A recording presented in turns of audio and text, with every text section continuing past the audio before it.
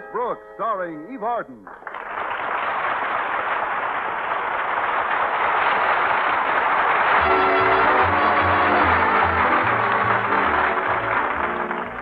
Well, in the years that our Miss Brooks has been teaching English at Madison High School, she has established some mighty fine relationships, not only with her fellow teachers, but in the outside world as well. No better example is my relationship with Mrs. Margaret Davis, my landlady. And the reason we get along so well is because we cooperate so thoroughly. For instance, when I have a problem, I don't hesitate a minute. I bring it right to Mrs. Davis. And whenever she has a problem, she keeps it to herself. However, last Thursday morning at breakfast, I could tell something was bothering her. I know something's troubling you, Mrs. Davis. Won't you tell me what it is? It's nothing, Connie. Here's your coffee, dear. Thanks. You know you'll feel better if you get whatever's annoying you off your chest. I told you, Connie, it's nothing. Now drink your coffee and stop worrying. All right. If you say it's nothing, I guess it's nothing. I may lose this house in a few days. Now, that's what I call a very high-class nothing. Did you say you might lose this house? Yes. There's a payment due on the mortgage, and I just don't have the money. But that's happened before. Why, I remember in 1953 I owed you 6 weeks back rent. Of course, things were a lot tougher then. I know. You only owe me 5 weeks' rent now. Not that would solve it. You see, in the past, when an installment came due, Mr. Humphreys always handled the matter personally. He was the manager of the Broadview Realty Company. Isn't Mr. Humphreys in charge now? No, he isn't. You see, he was always most lenient with me. In fact, many's the time he'd just write paid on my account months before I got the money together. Now, Mr. Humphreys has been transferred. Where to? Alcatraz? Oh, I know I shouldn't kid when you're so worried, Mrs. Davis, but it is a coincidence, your mentioning real estate trouble this morning. Madison High School's been having its own property problem. What kind of a problem, Connie? Well, you know the 3 acres that adjoin the school grounds. Yes. Mr. Conklin's been trying to buy them so we can build a more suitable athletic field. But so far, the old skinflint who owns the land won't sell. It makes me furious. You? But since when have you been so interested in athletics? Since I found out that one of the acres won't be used for the field, but could be used for picnics and strolls during lunch hour through beautiful trees and shrubs with a certain beautiful biology teacher named Philip Boynton. It's a woodland paradise. But I've seen that property, Connie. Why, once you get into the trees, the shrubbery's so thick you can't stroll 6 feet. That's what I say. It's a woodland paradise. Well, I'd better get ready for school. Walter Denton's picking me up any minute. Now, don't you worry too much about the installment on your mortgage. Maybe the man who replaces Mr. Humphreys at the realty company will be even more patient than he was. Oh, I'm not going to brood about it, Connie. After all, life is short, and so am I always say. Is that what you always say? I used to always say that, too, but I outgrew it when I was 12.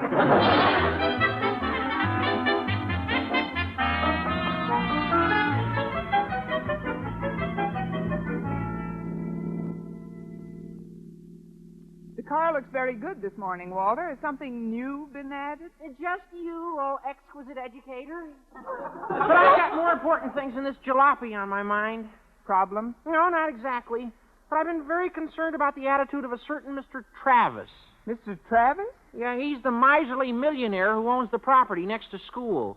Every time Mr. Conklin makes him an offer, he sits tight on a big fat swivel chair and says, "Nothing doing."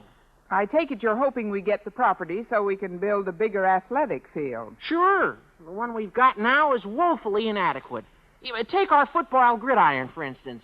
Did you know that we played our entire schedule this past season on a field that was 15 yards narrower than a regulation field? Really? I never noticed it. That's because we had a very thin backfield. Yeah, I've got another more personal reason for wanting Madison to annex that land, Miss Brooks. You see, one of the acres isn't going to be used at all, and it's a woodland paradise, an ideal spot for picnics and strolls during lunch hour with my lovely Harriet.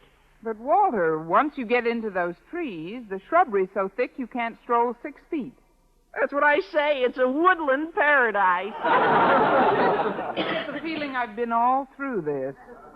But I'm rooting for the annexation, too, Walter. Maybe Mr. Travis will relent and sell it to us. Maybe, but don't bet your new mink coat on it.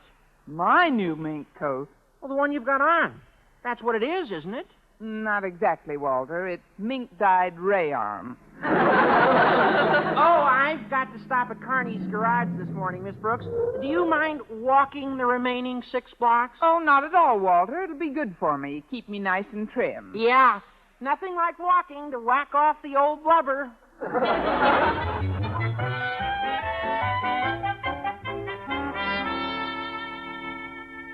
How does it look, Daddy? Do you think Mr. Travis will sell Madison the adjoining property? I'm afraid not, Harriet. It makes me very sad.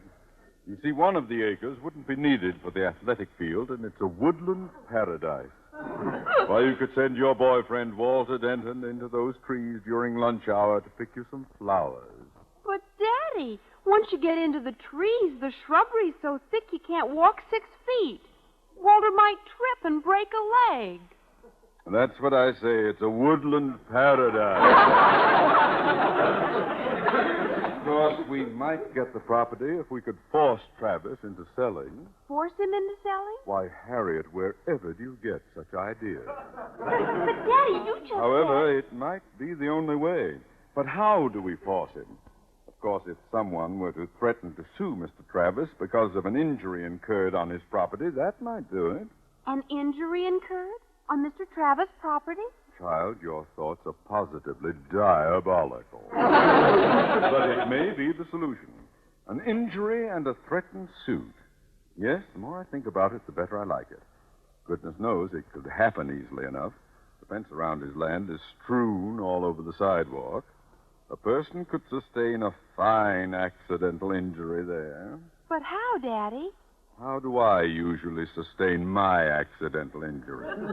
Quite simply, my dear. Miss Brooks drops a typewriter on my foot. Miss Brooks closes a door on my hand. Or Miss Brooks sweeps my glasses to the floor with a pointer. You mean you're going to walk past Mr. Travis' place with Miss Brooks and just let nature take its course? Not exactly, Harriet. We're going to reverse our usual roles. This time I'm casting Miss Brooks as the damagee.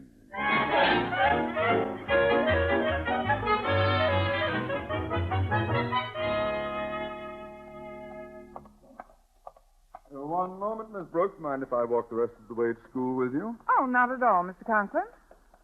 By the way, isn't this where Mr. Travis's property begins? Yes, it is, Miss Brooks. Why he's making it so tough for us to purchase it is beyond me. Look at the appearance of this lot. Full of weeds and broken fence posts. He obviously doesn't care about doing anything with it himself. Perhaps he's keeping it for a burial plot. 3 acres? Maybe he's the restless type. He's a selfish old villain, that's what he is. And a negligent one, too. Why, if someone were to trip over one of these broken fence posts, he could sue Travis for everything he's got. Here, I'd better take your arm, Miss Brooks. Oh, that's all right, Mr. Conklin. Yes. Ooh! I almost tripped. You didn't even see that dangerous post, did you? No, sir. Not until you kicked it in front of my feet. Well, we've got to be more careful. This place could be developed, though. Look up there at those trees, Miss Brooks. The trees? Yes, look at the tops of them, how gently they wave in the breeze. Yes, they're very pretty. Oh! Oh, Miss Brooks, you stumbled right over this fence post. Oh, you poor creature. I'm all right, Mr. Conklin. I'll just get up. Don't move. Right, Don't move. You must have sprained your ankle. We'll sue Travis for plenty. But nothing hurts me, Mr. Conklin. Nonsense. Some injuries take hours before they give pain. Oh, let me see your foot. Ah, ha, ha! Just as I suspected. It's swollen up to 3 times its normal size, and it's stiff as a board. You're feeling the fence post, sir.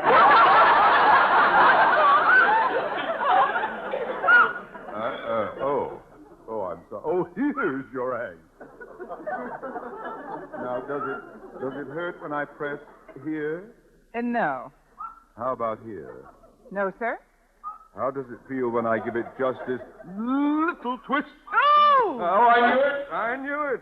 You can't walk at all. You can't even stand up, can you, Miss Brooks?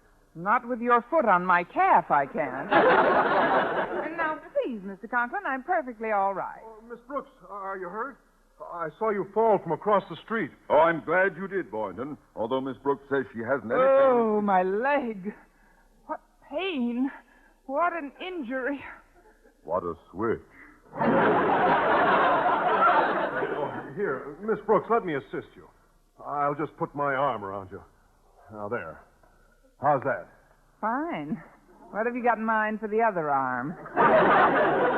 Well, I'm glad you saw Miss Brooks incur this injury, Mr. Boynton. With 2 witnesses, Travis won't dare stand the suit. Now, here, let me help you up, Miss Brooks. There we are. Thank you, sir. Oh, it was nothing, really. You can say that again. The way you helped me up was really nothing compared to the way you helped me down.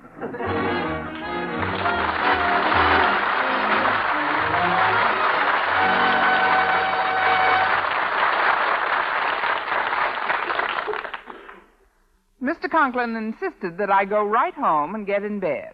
He also insisted on calling Mr. Travis to tell him that I was bringing suit against him. At noon, I was lying down on the couch in the living room when Mrs. Davis came in.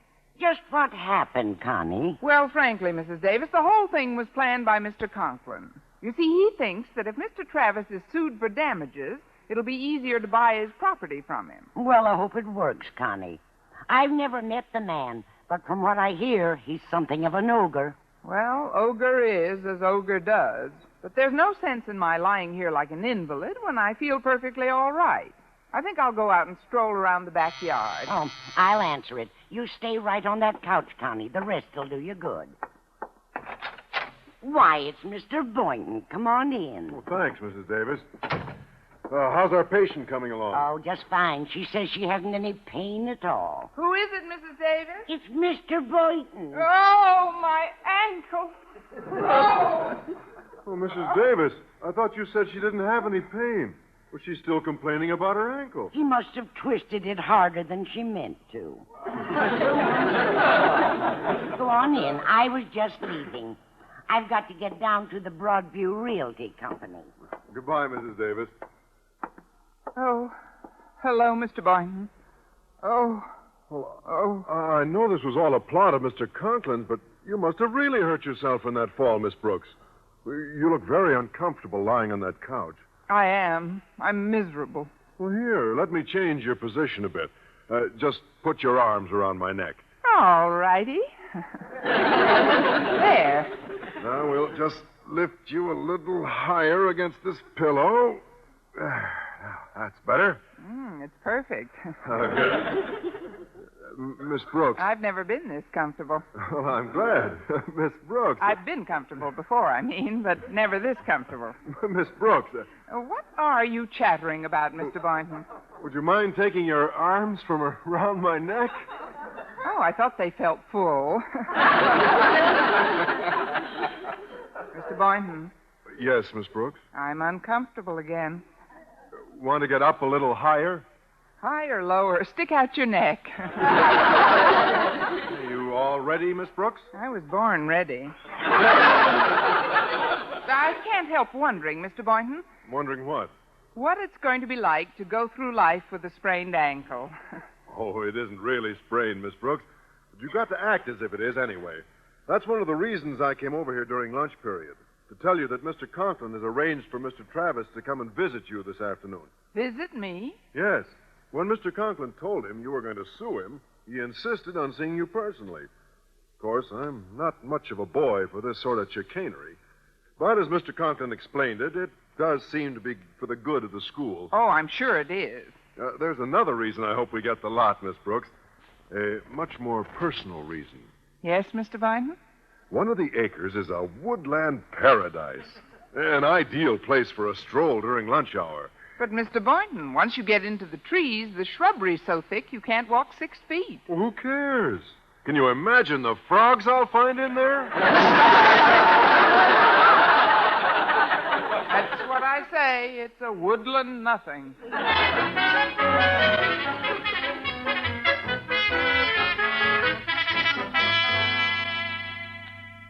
And what can I do for you, madam? I'm Mrs. Davis. I had an appointment to see about extending the time on my mortgage payment. Of course, Mr. Humphreys usually took care of me. Mr. Humphreys took care of a lot of people. But as the new owner of the Broadview Realty Company, I've decided to handle all mortgages myself. Nothing like the personal touch, don't you think? Oh, yes, indeed. But about my payment... I'm sure we'll be able to work something out. You'll find me a very easy man to do business with, Mrs. Davis. In fact, just last month, I had occasion to deal with another lady customer of ours. Sweetest little person you ever saw. 80 years old if she was a day. Poor thing was 3 days behind on her mortgage and seemed worried sick about it. Of course, the minute she called me up, I went right over to see her. Did you put her mind at ease? In a manner of speaking. I drew up a chair right beside her, and we had a nice, long chat. Right there on the sidewalk. Her furniture was already on the sidewalk. Yes, but it didn't stay there long. By the end of the day, I'd helped her sell every stick of it. But the little old lady, where is she now? She gets out tomorrow.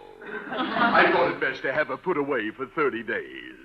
After all, I couldn't live with myself if I thought of that sweet old soul having no roof over her head. I guess I'm just an old softy. Oh, I'm sure you are. But somehow I can't help wishing Mr. Humphreys was still here. A fine fellow, Humphreys. Now, if you just leave the money you owe in a neat pile on this desk, you can run along. But that's what I want to talk to you about, Mr. Travis. R.J. Travis. Travis. You've heard of me? Yes, I have, Mr. Ogre. Now, if you don't have the money for your payment, I don't want you to fret about it. I want you to know that you don't have to pay me until later. Oh, that's wonderful, Mr. Travis. How much later? Well, let's see. It's now 2:15.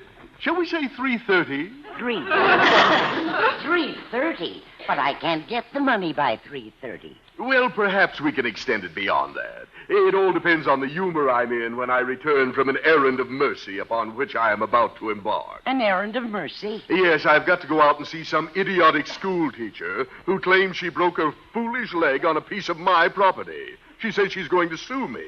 Oh, no. Now, I'm driving over there right away. Is there some place you'd like me to drop you? No, thank you. I'll take the bus home. It's much slower.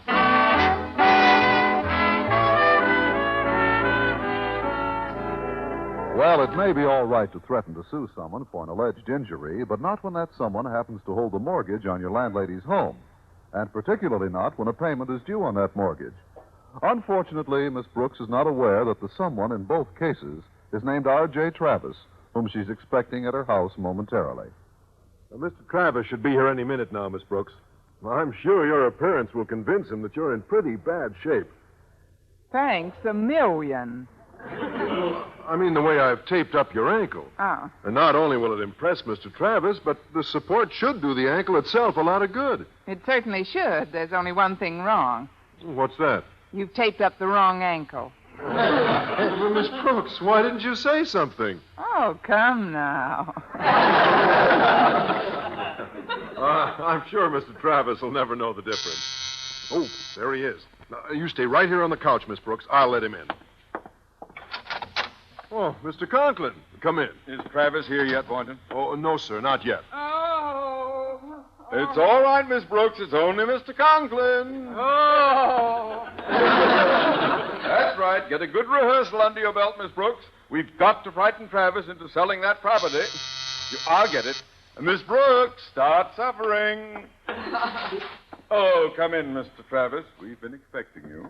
What are you doing here, Conklin? And where else should a principal be but at the side of his favorite teacher in her hour of need? And where is this great favorite at the moment? There she is. Really? I thought it was a coyote. Oh. There she is, Travis.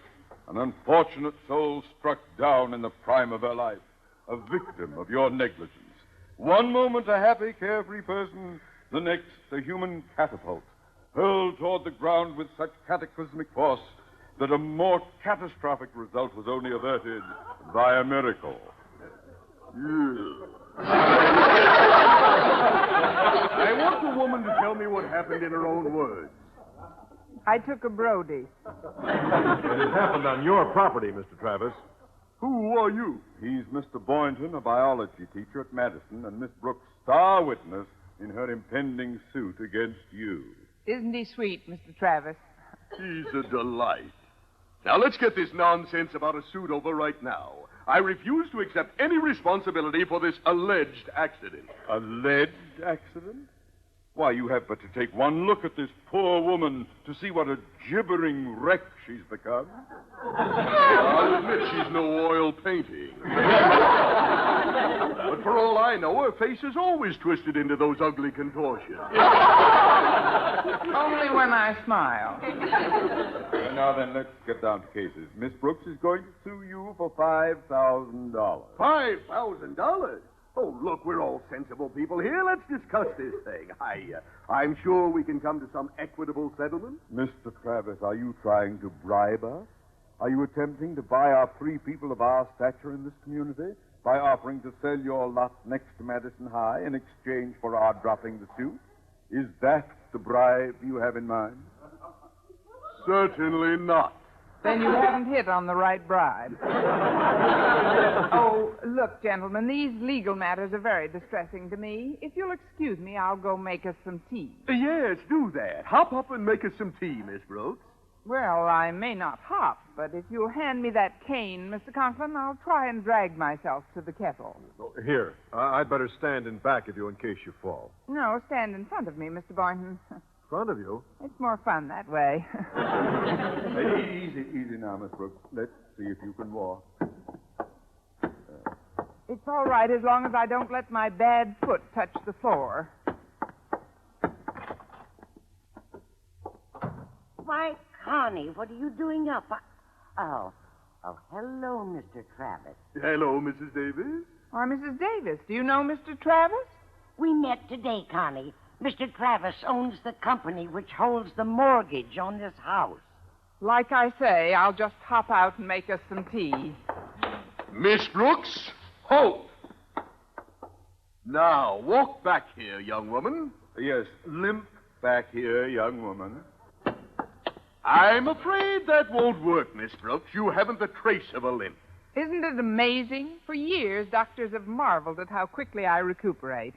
This suit was all a fake, engineered by you, Conklin. But, Mr. Travis, dear Mr. Travis. For your information, dear Mr. Conklin, I have a meeting scheduled with the Board of Education tomorrow, at which time I was prepared to sell the property adjoining Madison High. However, thanks to your ridiculous scheming, such a sale is now out of the question. Mr. Conklin, are you all right? I just slipped. Why Mrs. Davis keeps these scatter rugs here is beyond me. Oh, my ankle. I think I've sprained it. Well, that's the luckiest thing that could have happened to you, Mr. Conklin. Lucky? Certainly. You've already got 3 witnesses. Now all we have to do is get a good lawyer, and we can sue Mrs. Davis for the house she's about to lose.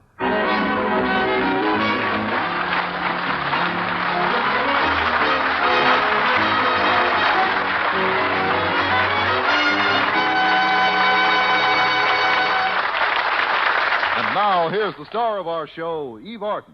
Well, Mr. Conklin got over his sprained ankle, but he still gets a terrible headache whenever he walks by that woodland paradise. Our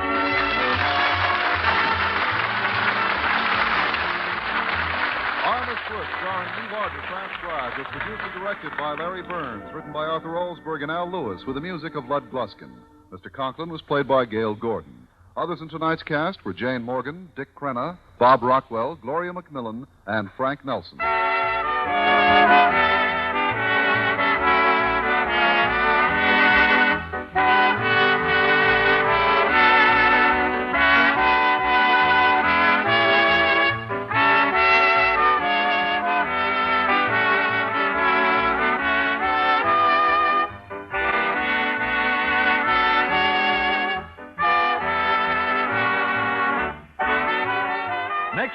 this same time and over this same station, Eve Arden, in the role of Madison High School's favorite English teacher, Miss Brooks, will again call the student body together. Don't you be absent. Our Miss Brooks is presented each week through the worldwide facilities of the United States Armed Forces Radio and Television Service.